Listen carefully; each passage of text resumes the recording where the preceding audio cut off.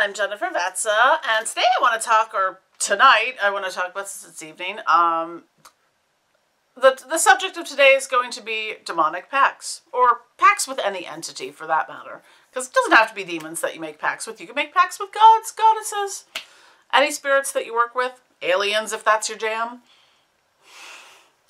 So, there's a lot of misconceptions in the, ooh, I sold my soul to Satan. Okay, first of all, you can sell your soul to Satan. It's more of a symbolic gesture. You still have your soul. I'm just saying.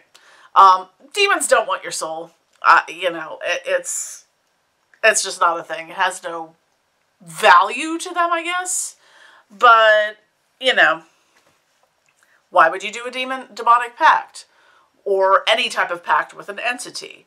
So if you're working towards goals and you're working with different entities, I work with Lucifer a lot on, personal and private goals and things like that. And, and just to pause and kind of insert this here is that how you do your pact is up to you. There are people and groups that offer that offer services to do pacts for you. If that works for you, that's great. I prefer to do mine myself because I have a working relationship with that entity. But that's just my personal preference for it. I don't necessarily, and some people be like, ugh, get their panties in a twist about people who do demonic pacts for hire. Whatever. People get their panties in a twist over literally anything. And I apologize, my cat's in the background doing whatever.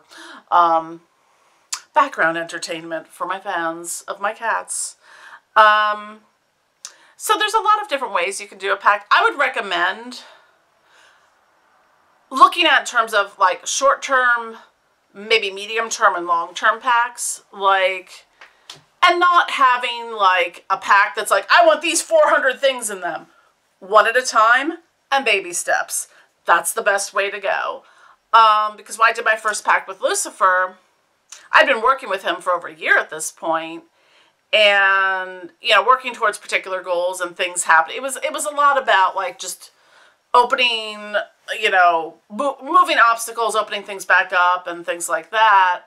And from the time I did that pact until like within 24 days, everything I needed to manifested from that pact.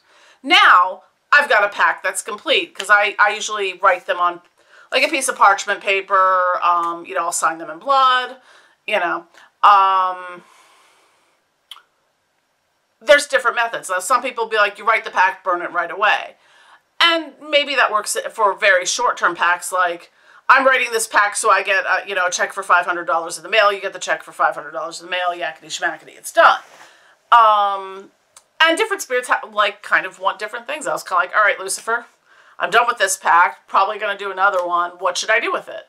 And what I ended up doing was burning it, keeping the ashes, and mixing it in with the ashes from a previous ritual that I had done and had kept the ashes from for various reasons. Story for another day. And also because for me, all of my workings with Lucifer involve roses for some reason. And I had some black roses that I got like almost a year ago.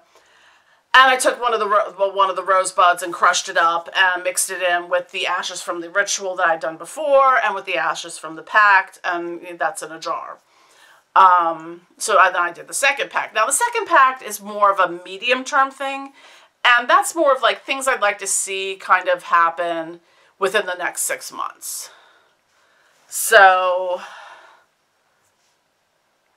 the important thing there is to be patient, because I'm sitting there going, is it there yet? Are we there yet? I'm not seeing any movement on this. I'm like, well, it's a longer term pact, so you're not going to get immediate results right away.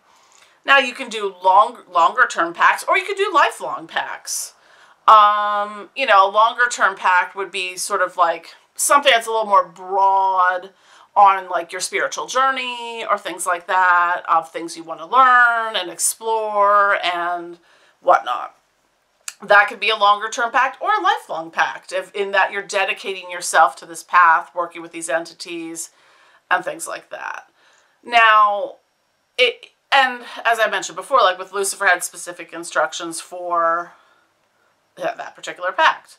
I have other pacts. You don't need to do a pact with every single entity you work with. If you feel compelled to on a particular matter in your life, like I have one with Lucifuge Rofakel. That's more of a long-term, maybe even like a lifelong pact, just on what I want my role to be within like the broad spiritual community, and how I want that evolution to happen. That's my pact with Lucifuge. Generally speaking, that's not like the whole detail. There's more into it, but I want to, sometimes it's like the rule of Fight Club. Well, the first rule of writing a demonic pact is we don't talk about the pact. Anyways, but I do have a special box that I keep some of my longer term pacts in. But everyone's different. Some people will burn them right away. Some people will, do things I'm not even sure about, because everyone's practice is different, and that's okay. So that's just a little bit talking about pacts, and how you can work on pacts. Can be very simple. It's like state your name, whether it be mundane or magical, on XYZ date, enter into this pact with so-and-so for the purpose of yakety schmackety, and in exchange for, and that in exchange can be anything. I mean, it could be, a ritual blood offering, or, anything that involved, like, just honoring that particular entity. And, on the, once a month I will channel and evoke and whatnot, and that's, but you need to kind of keep up your end of the bargain. And it's okay to go, you know what, this pact I wrote sucks, doesn't make sense, and I'm going to rip it up, burn it, and cast it into the wind, and rewrite it. Because I did that with the first pact I did with, I think I did it with too many spirits all at once, and too many things, and I was just like, you know what, and the pact wasn't enough about me. It was more about exterior things, other people, things I wanted in my life, and I was like, you know what, this pact doesn't make sense. And I was just like, phew. That's okay too.